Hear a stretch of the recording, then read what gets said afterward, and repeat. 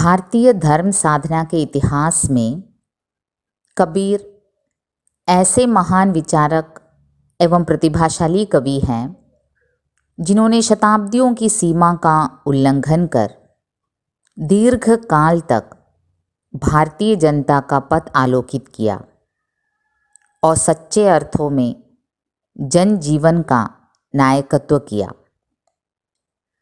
कबीर ने कविता लिखने की प्रतिज्ञा करके कहीं कुछ नहीं लिखा। वे जन्म से विद्रोही, प्रकृति से समाज सुधारक, प्रगतिशील दार्शनिक और आवश्यकतानुसार कवि थे। सात समुद्र की मसी करूं लेखनी सब बन राय, सब धरती कागज करूं प्रभु गुण लिखा न जाए।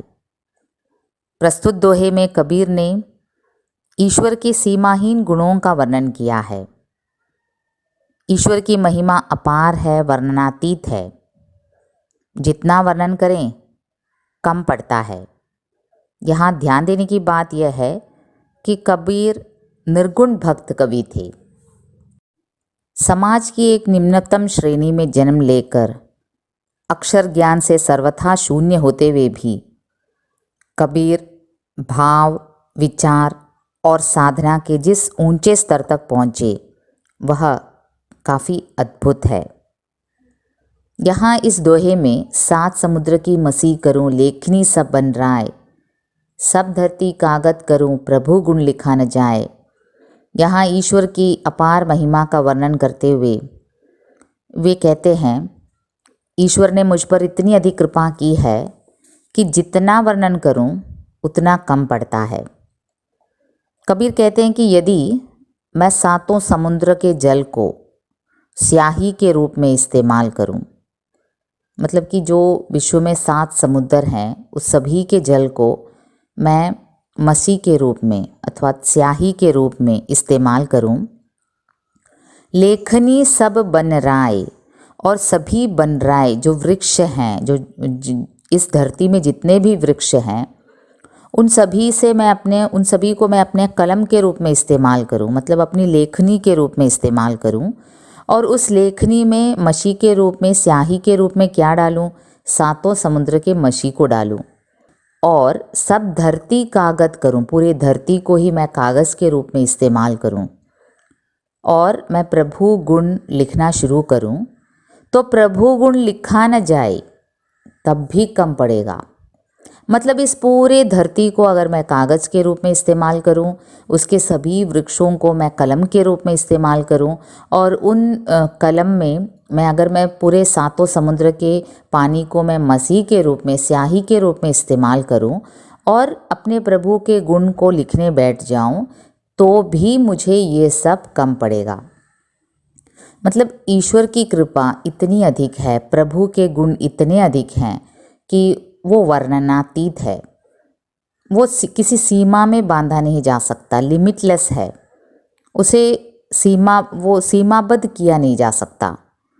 मतलब कि आप जितना भी वर्णन करते जाएं कम पड़ेगा, क्योंकि ईश्वर की कृपा मेरे ऊपर उतनी अधिक है, ये सीमा के बाहर है। इतना अधिक कृपा ईश्वर ने मुझ पर किया है कि सात समुद्र की मसी करूं लेखनी सब बन राय, सब धरती कागज करूं प्रभु गुण लिखा न जाए।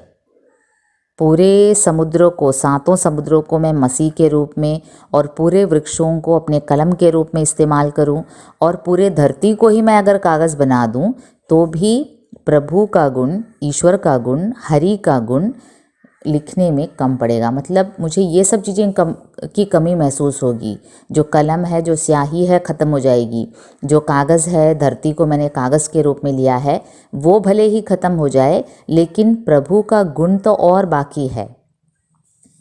इसी से मिलता जुलता एक और दोहा आपको देखने को मिलेगा। ये वाला तो है, सात समुद्र की मसी करूं लेखनी सब बन राय, सब धरती कागज करूं प्रभु गुण लिखा न जाए।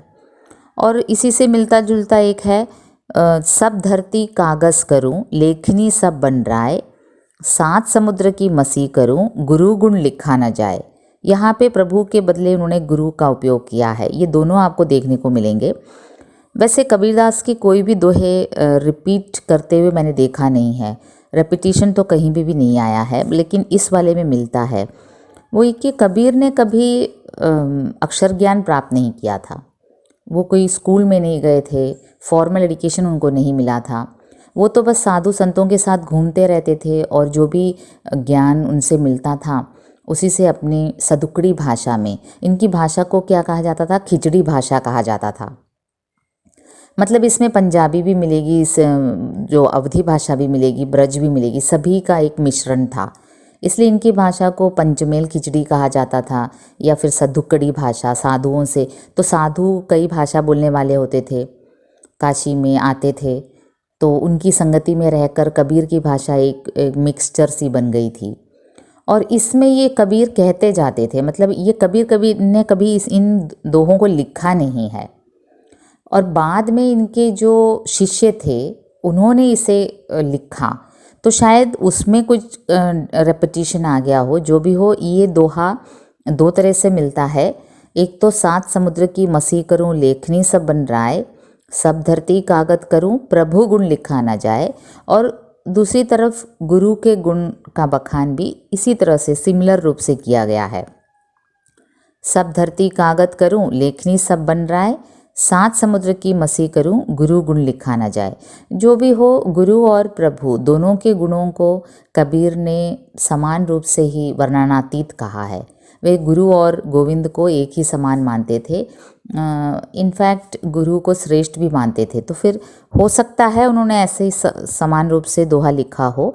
वैसे और किसी दोहे में उनका ऐसा रेपिटिशन नहीं देखा गया है। तो गुरु की महिमा भी अपार है और प्रभु का गुण भी लिखा नहीं जा सकता। तो एक निम्न वर्ग श्रेणी में जन्म लेकर अक्षर ज्ञान से एकदम सर्वथा शून्य होते हुए भी कबीर ने ऐसे भाव और विचार और इतने ऊंचे स्तर की जो साधना है उनकी, ये निर्गुण भक्ति में ऐसा होता था कि ईश्वर का कोई रूप रंग गुण कुछ भी नहीं है, लेकिन वे ईश्वर के महिमा को इतना अधिक मानते थे कि उनके गुणों का बखान कितना करे उतना कम पड़ता है। ये काफ़ी मुश्किल बात है, क्योंकि निर्गुण सगुण भक्त में होता है कि जैसे कृष्ण की मूर्ति है हमारे सामने, हम जानते हैं ये ईश्वर है, या फिर श्री रामचंद्र की मूर्ति है, लेकिन निर्गुण भक्ति में ऐसी कोई रूप नहीं है। फिर भी साधना करते हैं लोग, फिर भी लगे रहते हैं ईश्वर की कृपा के लिए, और ये एक बड़ी बात है। कबीर उसके एक निर्गुण भक्त कवि थे, और समाज में जो भी कुरीतियाँ वे देखते थे खुलकर कह देते थे, उन्हें कोई डर नहीं था, एकदम निडरता पूर्वक। 15वीं शताब्दी में उन्होंने मुसलमानों पर वार किया, हिंदुओं पर वार, जो भी पाखंड उन्होंने देखा धर्म के नाम पर, संप्रदाय के नाम पर, जो भी पाखंड उन्होंने देखा उस सब पर उन्होंने वार किया। तो यहाँ प्रभु के गुण का बखान किया गया है प्रस्तुत दोहे में, आप समझ गए होंगे। अब इसका मलयालम वर्षन की ओर चलते हैं। 7 समुद्र की मसी करूं लेखनी सब बन राय, सब धरती कागज करूं प्रभु गुण लिखा न जाए। നിർഗുൺ ഭക്ത കവിയായിരുന്ന കബീർദാസ് തൻ്റെ ഈശ്വരനെ ഹരിയെ വർണ്ണിക്കുന്ന തൻ്റെ ഈശ്വരൻ്റെ ഗുണങ്ങൾ വർണ്ണനാതീതമാണെന്നാണ് പറയുന്നത്. എത്ര വർണ്ണിച്ചാലും ഈശ്വരൻ്റെ ഗുണങ്ങൾ, ഈശ്വരീയ കൃപ അത് നമുക്ക് എഴുതിത്തീരാൻ പറ്റത്തില്ലെന്നാണ് കബീർ പറയുന്നത്.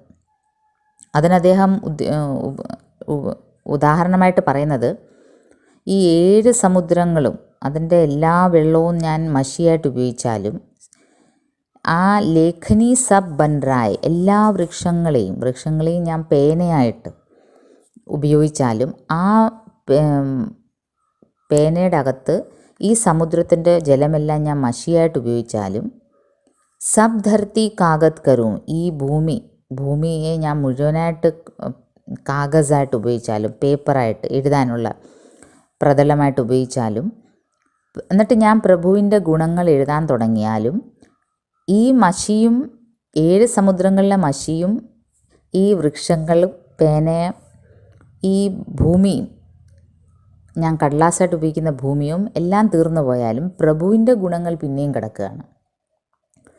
അപ്പോൾ അത്രയും അധികം ഗുണങ്ങളുണ്ട് എൻ്റെ ഈശ്വരന്, പ്രഭുവിന്. അത് എഴുതിയാലും തീരത്തില്ല. ഈ എഴുതുന്ന സാമഗ്രികൾ ഒരുപക്ഷെ തീർന്നു പോകും. മഷി തീർന്നു പോവും, പേന തീർന്നു പോവും, കടലാസ് ഒരുപക്ഷെ തീർന്നു പോവും. പക്ഷേ ഈശ്വരൻ്റെ ഗുണങ്ങൾ ലിമിറ്റ്ലെസ് ആണ്, എത്ര എഴുതിയാലും തീരത്തില്ല. അങ്ങനെയാണ് കബീർ പറയുന്നത്. സാത് സമുദ്രക്കി മസീ കരും ലേഖിനി സബ് ബൻ റായ്. കബീർ ഒരു നിർഗുൺ ഭക്ത് കവിയായിരുന്നു. ഈശ്വരന് രൂപമില്ല, നിറമില്ല, മണമില്ല. ഈശ്വരൻ അമ്പലങ്ങളിലല്ല വസിക്കുന്നത്, മസ്ജിദിലല്ല വസിക്കുന്നത്, പള്ളികളിലല്ല വസിക്കുന്നത്. എല്ലായിടവും ഈശ്വരനുണ്ട്. തൂണിലും തുരുമ്പിലും ഉണ്ടെന്നാണ് പറയുന്നത്. എന്നിലുണ്ട്, നിന്നിലുണ്ട്. അങ്ങനത്തെ ഒരു അദ്വൈത ഭാവമായിരുന്നു അദ്ദേഹത്തിന്. അദ്ദേഹത്തിൻ്റെ ഫിലോസഫി അങ്ങനെയായിരുന്നു. അപ്പം കബീർ എഴുത്തും വായനയും അറിയാത്ത, അക്ഷരജ്ഞാനം ഇല്ലാത്തൊരു വ്യക്തിയായിരുന്നു. എന്നിട്ടും കൂടി സാധു സന്യാസിമാരുടെ കൂട്ടായ്മയിൽ ഒത്തുചേർന്ന് അവരിൽ നിന്ന് കിട്ടിയ അറിവിൽ നിന്നാണ് അദ്ദേഹം ഈശ്വരീയ ജ്ഞാനം നേടിയെന്നാണ് പറയുന്നത്.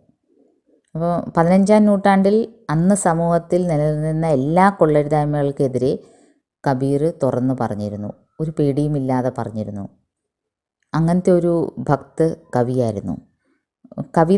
ഈ കവിതകളെല്ലാം അദ്ദേഹം കൈകൊണ്ട് എഴുതിയതല്ല. അദ്ദേഹം മഷിയും കാഗസും തൊട്ടിട്ടില്ലെന്നാണ് പറയുന്നത്. എഴുത്തും വായന അറിയാത്തൊരു വ്യക്തിയായിരുന്നു. അതുകൊണ്ട് തന്നെ അദ്ദേഹത്തിൻ്റെ ദോഹകളിൽ ഭാഷയെല്ലാം ഒരു അവിയൽ പരുവത്തിലെ ഭാഷയാണ്. സതുക്കടി ഭാഷ എന്ന് പറയും. ഒരു പ്രോപ്പർ ഹിന്ദി അല്ല. അതിൽ ഹിന്ദിയുണ്ട്, പഞ്ചാബിയുണ്ട്, സിന്ധിയുണ്ട്, മറാഠിയുണ്ട്, എല്ലാത്തിൻ്റെയും ഒരു മിക്സ്ചറാണ്. കാരണം അദ്ദേഹം സന്യാസിമാരുടെ കൂടെ ഇങ്ങനെ പോകുമായിരുന്നു. അപ്പോൾ പല സന്യാസിമാരും പല സ്ഥലത്തു നിന്ന് വന്ന് കാശിയിലേക്ക്, ബനാറസിൽ വന്ന് അടിയുമായിരുന്നു ഭക്തിയുടെ പേരിൽ. അപ്പോൾ അവരുടെ കൂടെ കൂടി കബീറിൻ്റെ ഭാഷ പല ഭാഷകളായിരുന്നു. കബീർ ഇങ്ങനെ പറഞ്ഞുകൊണ്ടേ പോയായിരുന്നു. പിന്നെ കൂടെ ഉള്ള ശിഷ്യന്മാരാണ് പിന്നീട് അത് കമ്പൈൽ ചെയ്ത് എഴുതിയത്. അപ്പോൾ ഈ സാത് സമുദ്രക്കി മസീ കരും ലേഖനി സബ് ബൻ റായ്, സബ് ധർത്തി കാഗത് കരും പ്രഭു ഗുൺ ലിഖാ ന ജായ്. ഇതേപോലെ സിമിലറായിട്ടുള്ള വേറൊരു ദോഹയും നമുക്ക് കാണാൻ കഴിയുന്നുണ്ട്. സബ് ധർത്തി കാഗസ് കരും ലേഖനി സബ് ബൻ റായ്, സാത് സമുദ്രക്കി മസീ കരും ഗുരു ഗുൺ ലിഖാ ന ജായ്. ഒരിടത്ത് പ്രഭു, ഒരിടത്ത് ഗുരു. Meaning almost സിമിലറാണ്. ഇത് യൂഷ്വലി കബീറിൻ്റെ ഒരു ദോഹകളും അങ്ങനെ റെപ്പിറ്റീഷനായിട്ട് സിമിലാരിറ്റി തോന്നാത്തതാണ്. എല്ലാ ദോഹകളും വേറെ വേറെയാണ്. ഇതെങ്ങനെയാണെന്നറിയില്ല. പക്ഷേ ഇതിൽ ഒരിടത്ത് ഗുരുവിൻ്റെ ഗുണവും ഒരിടത്ത് പ്രഭുവിൻ്റെ ഗുണവും വന്നിട്ടുണ്ട്. അതൊരു പക്ഷേ കമ്പൈൽ ചെയ്തപ്പോൾ ഉള്ള വല്ലതായിരിക്കും. അല്ലേ കബീർ തന്നെ എഴുതിയതായിരിക്കും എന്ന് അറിഞ്ഞുകൂടാ. പക്ഷേ ഗുരുവിനെയും പ്രഭുവിനെയും ഏകദേശം ഒരേപോലെയാണ് കബീർ കണ്ടിരുന്നത്. രണ്ടിൻ്റെയും ഗുണങ്ങൾ വർണ്ണനാതീതമാണെന്നാണ് അദ്ദേഹം പറഞ്ഞിരുന്നത്. ഇൻഫാക്റ്റ് ഗുരുവിൻ്റെ ഗുണം ഈശ്വരൻ്റെ ഗുണത്തേക്കാളും ഒരുപടി മുന്നിൽ നിൽക്കുന്നു എന്നാണ് അദ്ദേഹത്തിൻ്റെ ദോഹകളിൽ കാണുന്നത്. അപ്പോൾ ഇങ്ങനെ രണ്ട് സിമിലർ ദോഹകൾ കാണാനിടയായിട്ടുണ്ട്. അപ്പോൾ ഈ മീനിങ് മനസ്സിലായി ഇതിൽ പ്രത്യേകിച്ച് ഡിഫിക്കൽട്ടൊന്നും അല്ല, ഇത് മനസ്സിലായി കാണുമെന്ന് പ്രതീക്ഷിക്കുന്നു. സാത് സമുദ്രക്കി മസീ കരും ലേഖിനി സബ് ബൻ റായ്, സബ് ധർത്തി കാഗത് കരും പ്രഭു ഗുൺ ലിഖാ ന ജായ്. ഈ ഹോൾ ഭൂമി ഞാനൊരു കടലാസായിട്ട് ഉപയോഗിക്കുകയാണ്. എന്നിട്ട് ഇതിൽ ഉള്ള വൃക്ഷങ്ങളെല്ലാം ഞാൻ പേനയായിട്ട് ഉപയോഗിച്ചിട്ട് ആ പേനയ്ക്കകത്തിരുന്ന മഷി, ഈ 7 സമുദ്രങ്ങളിലെ വെള്ളവും ഞാൻ മഷിയായിട്ട് ഉപയോഗിച്ചിട്ട് ഞാൻ ഈശ്വരൻ്റെ ഗുണങ്ങൾ എഴുതാൻ അങ്ങോട്ട് ഇരുന്നാലും ഈശ്വരൻ്റെ ഗുണങ്ങൾ പിന്നെയും കിടക്കും. പക്ഷേ ഈ സാമഗ്രികളെല്ലാം ഒരുപക്ഷെ തീർന്നു പോകും.